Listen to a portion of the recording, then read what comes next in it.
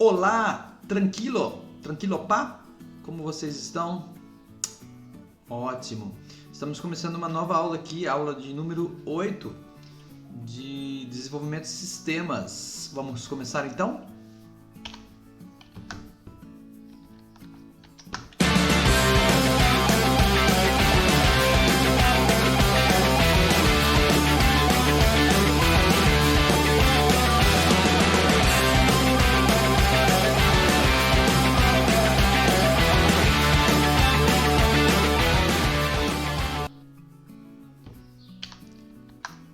Bom, então como você viu aí, esta é a parte A desta aula de número 8, cujo tema é programação de GUI, de gráficos.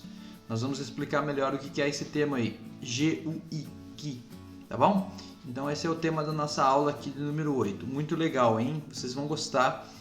Então, estamos trabalhando aí com a orientação objeto já desde o início e vocês vão ver então uma nova aplicação para a orientação objeto de uma maneira diferente, tá bom? Então essa primeira aula, essa primeira parte que é a parte A, ela é uma parte introdutória, né? Então a gente vai ver aqui o que a gente vai ter que fazer nessa parte introdutória aqui, tá bom? Então vamos lá, sem mais. Observações iniciais. Bom, nós vimos então até aqui conceitos de programação orientada a objetos que vão nos dar subsídios para avançar na programação. Porque nós não vamos ficar aqui eternamente fazendo programas na tela preta no console, não é verdade? Precisamos avançar. Então chegou a hora. Então agora é o momento de migrarmos para outra plataforma de desenvolvimento. Na verdade a gente vai usar a mesma IDE, ou as mesmas IDEs, interfaces de desenvolvimento, mas vamos mudar de plataforma. Vamos sair da tela preta, console, e vamos para a programação de gráfico, certo? Bom, então eu citei aí na nossa introduçãozinha aí o termo GUI. Mas o que é esse termo GUI que você está vendo aí? Né? O que será que significa GUI? Essa é uma pergunta interessante. Então eu vou explicar. GUI significa Graphics User Interface. Então é a interface gráfica do usuário. Ou seja, um programa em GUI ou um programa usando GUI, é um programa que usa a interface gráfica que hoje nós conhecemos como janelas, mas não é esse o nome desde o início. O nome correto é interface gráfica. Né? Interface gráfica é uma interface onde esse termo surgiu, né?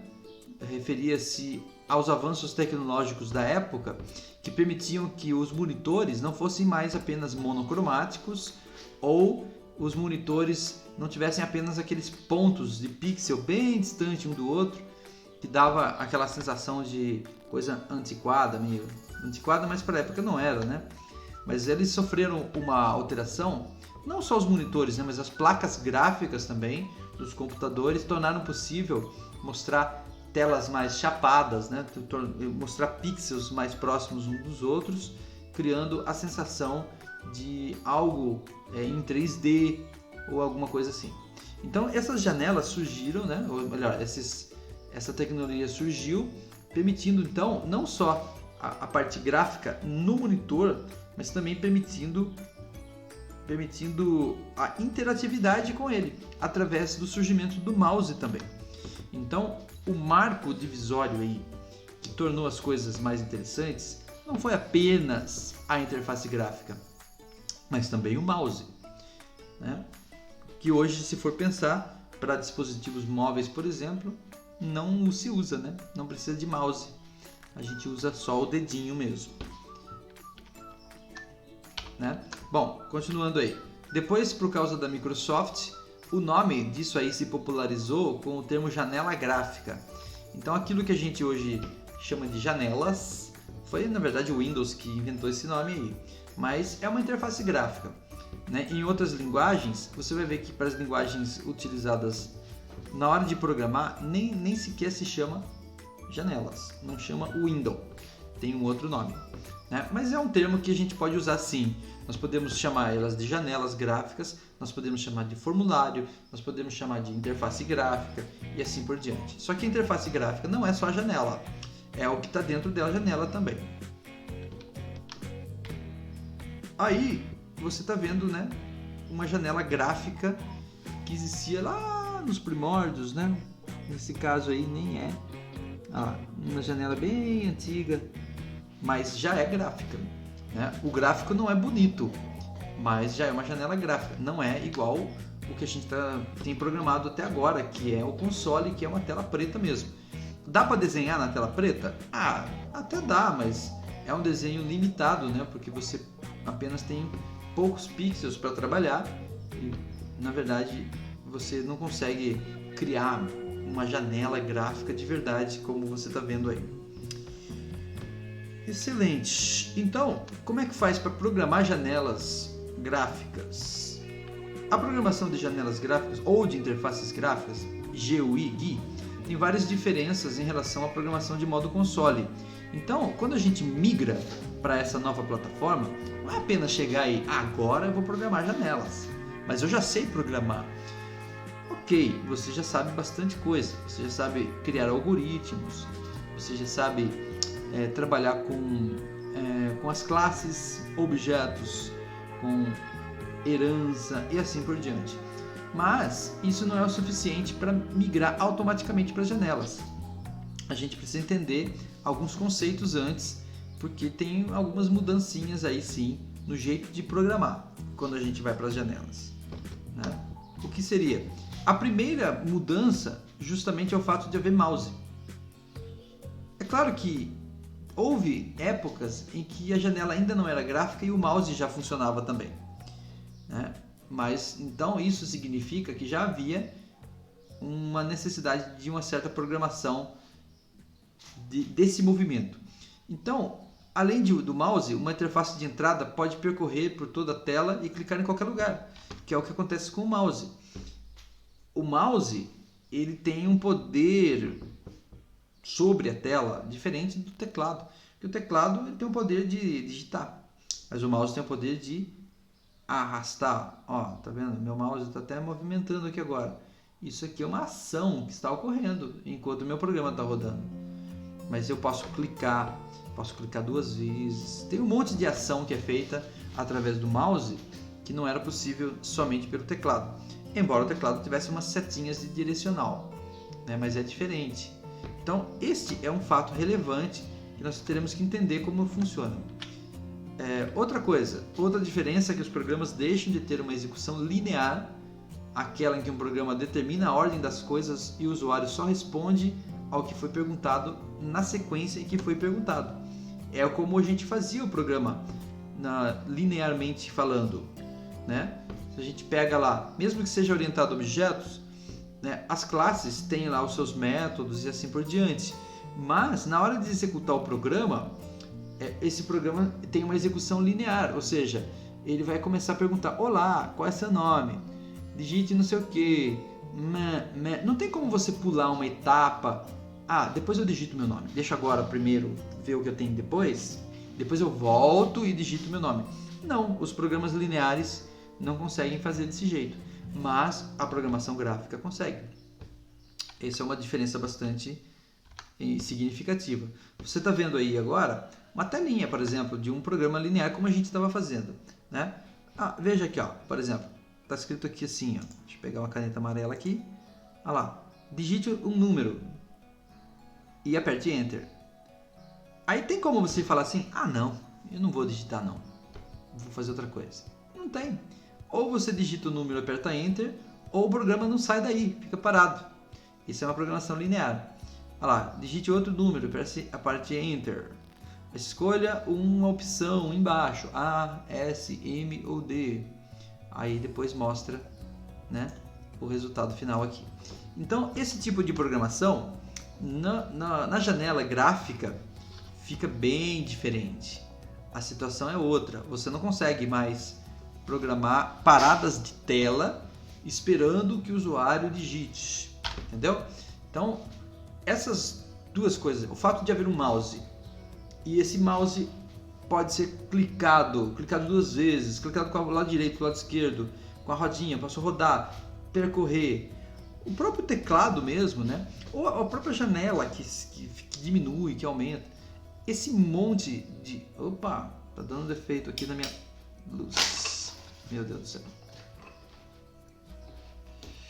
Então, esse próprio evento aí já é um sinal de que as coisas mudaram, tá? Então, eu vou ficar um pouco escuro aqui agora, tá? Porque minha luz aqui acabou, filha da mãe. Tá bom? Bom, o que mais? Aí que entra um conceito novo, por causa de tudo isso que eu acabei de falar agora. Então, por causa de tudo isso, vem um termo novo que eu não quero que confunda a sua cabeça. Orientação a eventos. Ah, então já era orientação a objetos? Não vamos mais trabalhar com orientação a objeto? Nada disso. Uma coisa não tem nada a ver com a outra. Nós vamos trabalhar com as duas coisas ao mesmo tempo. Orientação a eventos e orientação a objetos. Tá? O que é uma orientação a eventos, então?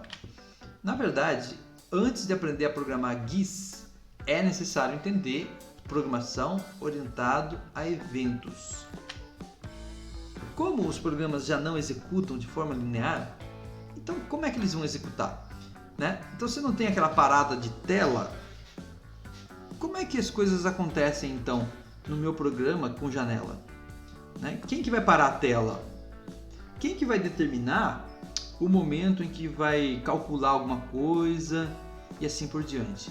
Ah, então é aí que entram os eventos, né? Então, como os programas já não executam de forma linear, então o que vai determinar a ordem que os algoritmos serão executados são os eventos. Então, esse programa depende dos eventos, né? Então, explicando melhor os eventos, o que são os eventos? O que seria eventos na programação, especificamente? Quando programamos uma interface gráfica, temos que lembrar que o usuário está livre para clicar onde ele quiser, como nós dissemos. Então ele vai com o mouse para cima, vai com o mouse para baixo, para direita, para esquerda, clica onde ele quiser, onde ele tiver vontade de clicar. Você não tem como programar o mouse dele travar num lugar só. Não faz sentido. Então, é a minha luz. Então, o que acontece? Na verdade, ele clica, ele arrasta, ele dá duplo clique e assim por diante. Que mais? Ele também estica a janela, ele puxa, move, digita numa caixa ou numa outra caixa, minimiza a janela, maximiza a janela. Ele pode fazer um monte de coisa. Essas coisas todas, né, esses movimentos possíveis, quando eu estou trabalhando com uma janela gráfica, eles podem ser chamados de eventos, né? Isso significa que aquele algoritmo linear, onde tudo vai acontecer da maneira como o programador quer, na ordem que ele quer, já era. Onde tudo está numa programação só, uma função chamada main. Não conseguiremos trabalhar mais assim. Então, explicando melhor, eventos são instantes ou momentos em que acontece uma interação com o usuário ou que ocorre alguma mudança interna no programa. Ou seja, na hora que alguém faz isso, olha o meu mouse. Na hora que eu faço isso, acontece um evento. Na hora que eu clico, acontece um evento. Na hora que eu clico 2 vezes, acontece um evento. Na hora que eu escrevo uma letra, acontece um evento. Na hora que eu diminuo a minha janela, acontece um evento. Então são instantes que às vezes nem é uma interatividade com o usuário. Um evento pode até ser um timer, pode ser um tempo. Passou 5 segundos, vai acontecer alguma coisa. Um evento pode ser simplesmente o finalizar o carregamento de alguma coisa. Então, muita coisa pode ser evento na programação gráfica, certo? Agora, o que eu faço com tudo isso? Esses momentos que são chamados de eventos, eles podem disparar a execução de um algoritmo que deverá estar num método ou uma função. Então, na verdade, o evento não é um programa, não é um algoritmo. O evento tem um algoritmo associado a ele. Então, o evento ele é dividido em 2 partes. Então, ele precisa de 2 coisas. Uma das coisas é um chamado handler. Handler que significa manipular, né? Handler. Na verdade, handler é um recurso capaz de sentir, entre aspas, porque sentir é uma coisa humana, mas a gente faz de conta que a máquina sente também. Então, se eu der um toquezinho nela através do mouse, ela sentiu um cutucão. E daí, este evento, ele causa uma interrupção dentro do programa. Quer dizer, o programa ele é assíncrono, né? Então ele continua rodando, mas ele como que sente o cutucão e ele sente que tipo de cutucão é esse. Esse cutucão foi do tipo um clique num determinado objeto. Então o que ele vai fazer? Aí ele chama a outra parte do evento, que é o listener. O listener, o que é o listener? É na verdade o método que você tem que associar ao handler. Você tem que associar ele ao evento. Então este método é um método que vai ficar quietinho ali, sossegado. Se ninguém chamar ele, ele não executa. Todo método é assim, né? Mas os métodos que a gente chama, geralmente a gente chama pela linha de comando. A gente digita o nome do método e ele executa. Mas o listener não.